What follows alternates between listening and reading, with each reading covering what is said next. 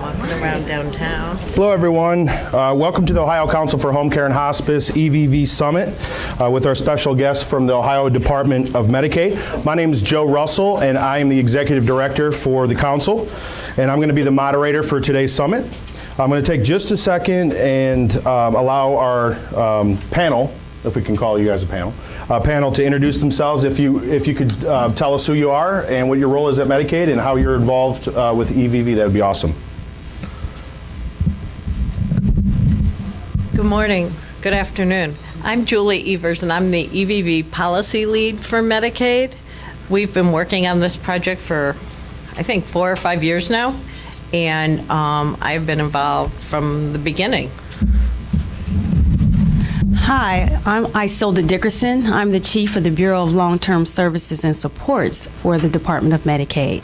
And I kind of stepped into this role working with the Electronic Visit Verification Initiative after being in other roles within the Department of Medicaid. But everything we do all links and ties together. So I'm glad to be here today. Hopefully we can answer most of your questions, if not all.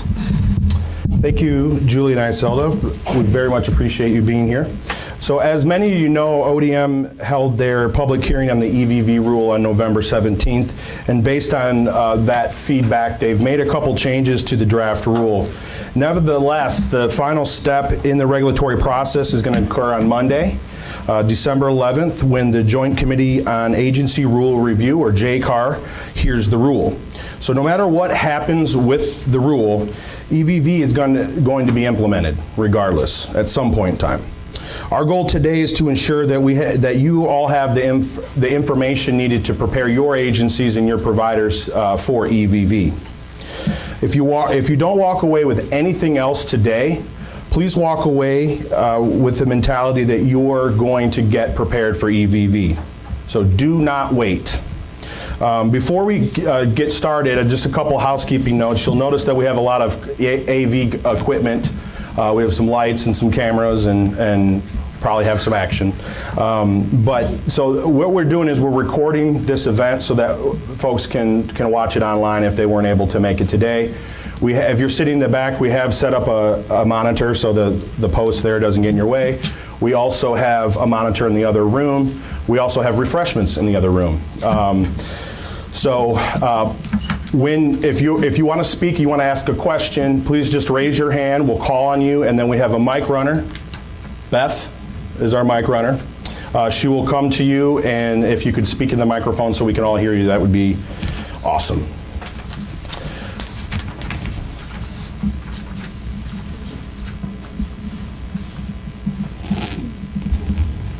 There we go.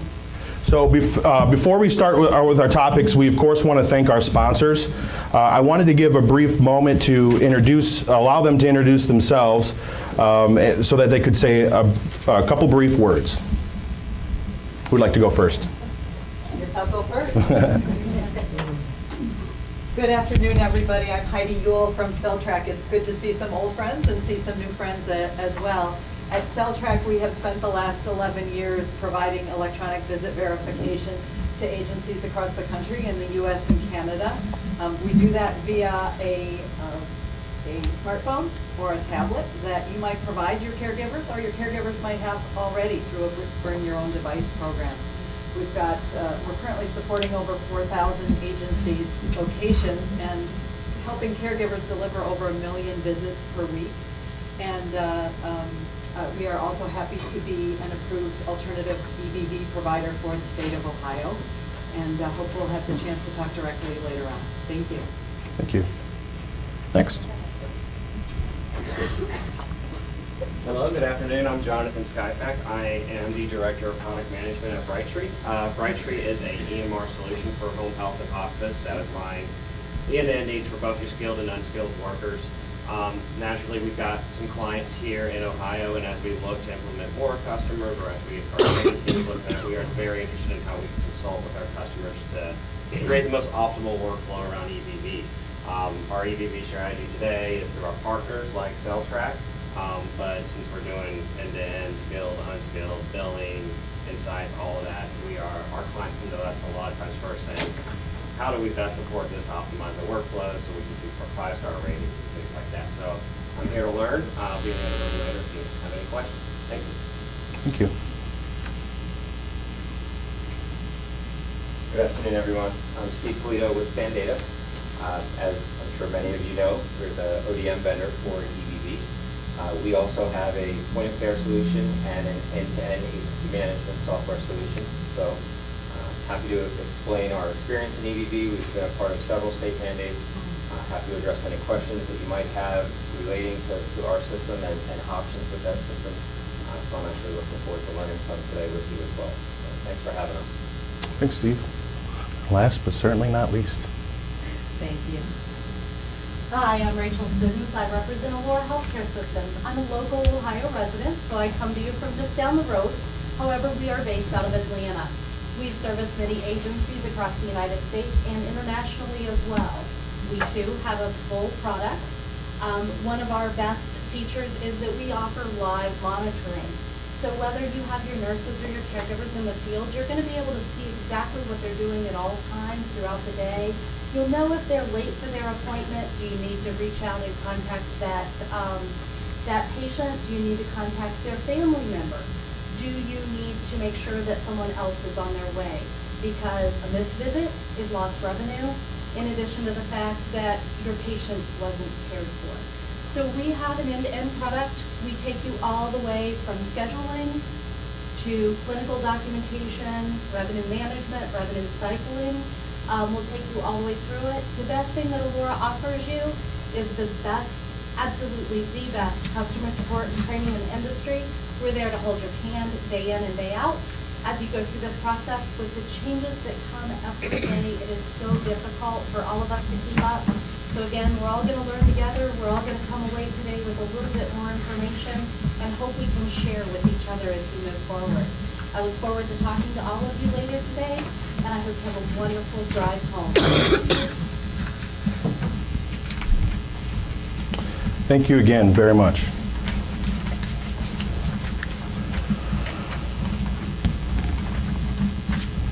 All right, so let's talk very quickly about the purpose for today's summit. So in addition to the training and additional support that the Department of Medicaid is providing, we created this summit as an additional resource for the council members to get prepared for EVV. So to do that, today we're going to take a deeper dive to examine a couple different areas of the EVV regulation that we've been getting a lot of questions about. We're going to try to answer all of your EVV questions. We're going to help ensure that you have the tools needed to come into compliance by the go live date, and we're going to exchange best practices for EVV. So to ensure this is fruitful, we're going to have a panel-style open format that presents one topic at a time and allows you to ask questions and discuss answers. We've also reserved time at the end so that you can network with each other, ask questions to the department, and of course, visit with our sponsors. So how this is going to work is I, as the moderator, is going to cover. We're going to cover a topic and then we're going to give feedback on that topic. I then will pose a question to everyone that we will then elicit answers and additional feedback. After we get through the pre-selected topics, we're then going to completely open it up to the floor for any additional topics or any additional questions that there might be. And so just to ensure that we have plenty of time, I may, if a specific topic is running long, I may ask us to move on. That doesn't mean that we don't want to continue to talk about it. We're just trying to be mindful of our time today. And of course, mindful of your time. Very briefly, let's talk about where we're at in the timeline. So the initial provider training phase will be completed by this month. If you have not had the training or someone at your agency hasn't had that training, please make sure that you guys are receiving that training. That's the meat of preparing for this whole regulation. EVV is going to officially launch on January 8th of next year. During the initial phase, there will be no claim denial. However, claims, if your systems are not up to snuff by July 1st, the department will begin denying claims, and ODM will begin implementing phases 2 and 3 after this initial phase, after we begin. So in December, the EVV device requests for launch are going to be finalized. In the last week of this month, the devices will begin being delivered to individuals. And then next month, care workers will begin using the EVV devices on individuals' phones, or the EVV devices or the phones to clock in and out. And individuals will start verifying date and time service delivery via voice or signature. So with that, I'm going to briefly turn it over to the department. Is there anything else about the timeline here that's important to share? Individuals will receive a letter introducing them to EVV next week, or in the next probably week to 10 days. We would encourage you to talk to your individuals to help them understand what it is. I think that would make a smoother transition for both your workers and the individuals. But generally, we've been moving along. We are, as Joe mentioned, the rule goes to JCAR on December 11th. We will turn on EVV on January 8th, regardless of the outcome. Because there are no claims denials or sanctions on providers for that first 6 months, we'll continue to work through any outstanding issues, but EVV is going live January 8th. Thank you. And then for phases 2 and 3, is there anything that you can share with us about the plans for those phases? Phase 2 will be nursing and personal care services in the DoDD administered waivers, self, level 1, and IO, and in Passport. Phase 3 will be the point in time where we roll in Medicaid managed care. So our goal is to be fully implemented by January 19. And I think the big outstanding question for us is whether we'll really have phase 2 and 3 or one big phase 2. Awesome, thank you. I wanted to reiterate that the timelines for phases 2 and 3 have not been established, and as Julie mentioned, phases 2 and 3 could possibly be collapsed into one next phase. So we don't want anyone to misunderstand if you do hear down the road that the DoDD waivers and the passport waiver and the aging system, as well as managed care, comes on board at the same time. That could possibly happen because those timelines have not yet been established. Thank you very much. All right, well, let's jump into our first topic here. There we go. First is cost. We've gotten a lot of questions regarding the cost of the system. So there is no cost for any provider that uses the ODM-provided EVV system.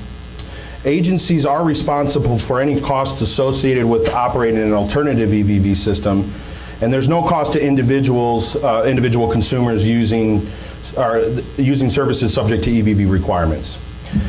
So some of the concerns that we've heard that kind of encapsulate is while there is no cost for providers to use the system being provided by ODM, there are concerns that have been raised that operating the system itself will be costly. And operating costs could exist with having a dedicated EVV manager as well as training and other components for frontline staff on an ongoing basis. So the question we want to pose today is, how can agencies manage the operation of their EVV system with minimal costs?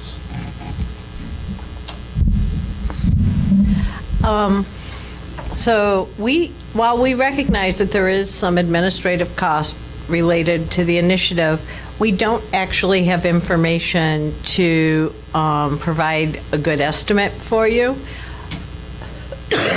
What I can say is that we've listened to the concern raised by Ohio Council and other stakeholders throughout the process, and that led to the changes in the rule after the public hearing, where we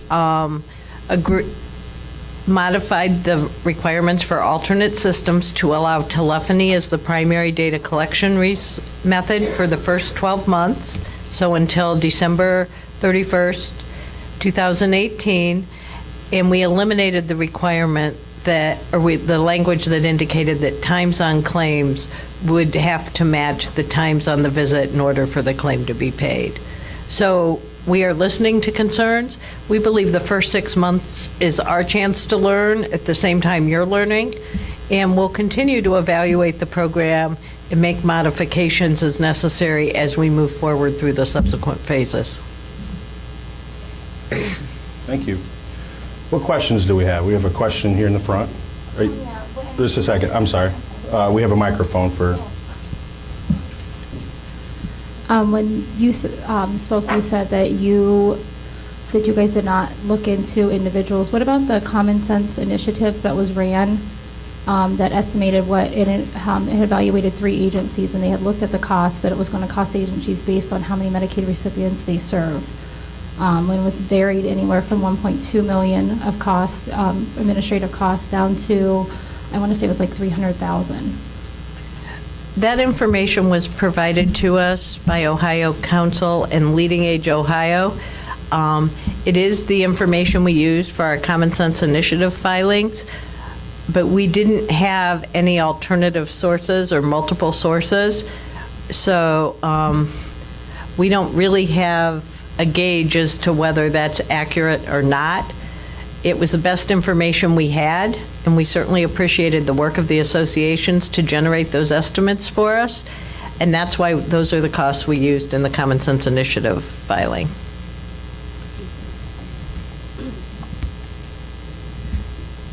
I think my question goes to the part of, I know you're providing us with some data, but we don't have any equipment to train the frontline staff. So if we are just ordering it in December and it's going to the patient home, and I think in the last training they say December 27th is the first shipment, we are supposed to go live January 8th. These home health aides and the nurses don't have anything. So do we go into the patient home and train, and that's going to cost the agencies a lot of money, or will Medicaid consider giving every agency an equipment so we can train our staff?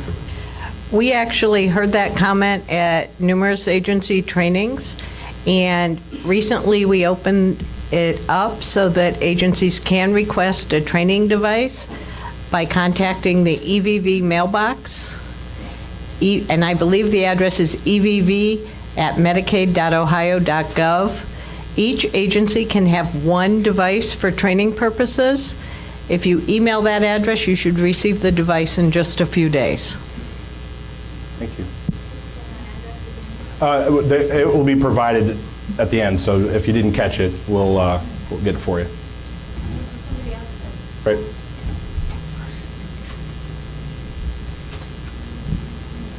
Regarding the ODM's EVV solution, I have some patients that are partially on traditional Medicaid and partially on Passport.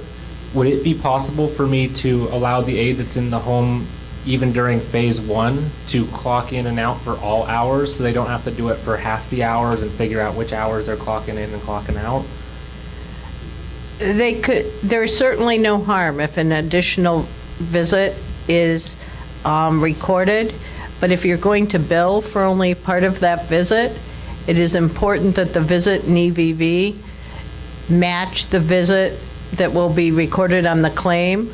So for instance, if it's a 2-hour visit and 1 hour is state plan and 1 hour is Passport, you need the EVV visit to be 1 hour. If it's a visit on Monday that's state plan and Tuesday that's Passport, and they use the device for both, there would be no harm. One option is certainly for you to allow the aide to clock out at the end of the visit, and then for you as the provider to go in and manually edit the out time. So, correct me if I'm wrong, Julie, Passport's not in on this to start with, though, right? It is not, they aren't required to document the Passport time, but if he wanted to have his aides always clock in and out, For the whole 2 hours. it would be, he would need to edit a visit that should be split. If it's a visit one day is Passport and a visit the next day is state plan, and they clocked in for both, there would not be any harm. No, that's because it's on 2 different days. Right. Yeah, because. Correct. Yeah, usually I'm used to telling our members that you kind of clock in and out for state plan, and you clock in and out for Passport, and that's been on paper, so. That's right, and that's the same. You're going to have your paper documentation align with the service plan for Passport and the whatever manual edits you make in EVV. Okay. Additional questions? Keep in mind that a lot of the same protocols that you do today we're not expecting that some of those would actually change. And I think this is a perfect example of that, is what do you do today as far as making sure you're capturing those two separate types of visits between those systems. And so when you're looking at it from a state plan visit versus a passport visit, it's no different when you're looking at it from now using EVV as the mechanism to capture the information for state plan. Thanks, Cecil. I think it's also worth noting that eventually EVV is going to be used for all services. Exactly, and our So we goal, will right. eventually get to a point where, some of these sort of things aren't as big of an issue. Exactly. Correct. Just real quick, going back to the testing device. So now that testing device is run in a live environment, correct? Correct. Okay, so any testing or any training that's done on that device is actually impacting your live data. So you can do some, if you're just teaching your worker how to log in, for instance, and they don't create a visit, then you could certainly, there would be no visit recorded. If you would record a whole visit, you might want to go in and mark that visit as do not bill. You also could put training visit in the visit notes. Okay. Has there been any thought about having SAN data create some way to delete those or just eliminate Like a them? training Because mode? it is going to mess up people's live reports. Not at this time. I think the impact should be minimal, at least at this time, because any reporting can be done based on date ranges.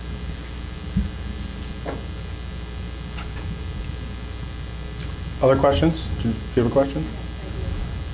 Over here. Just a second.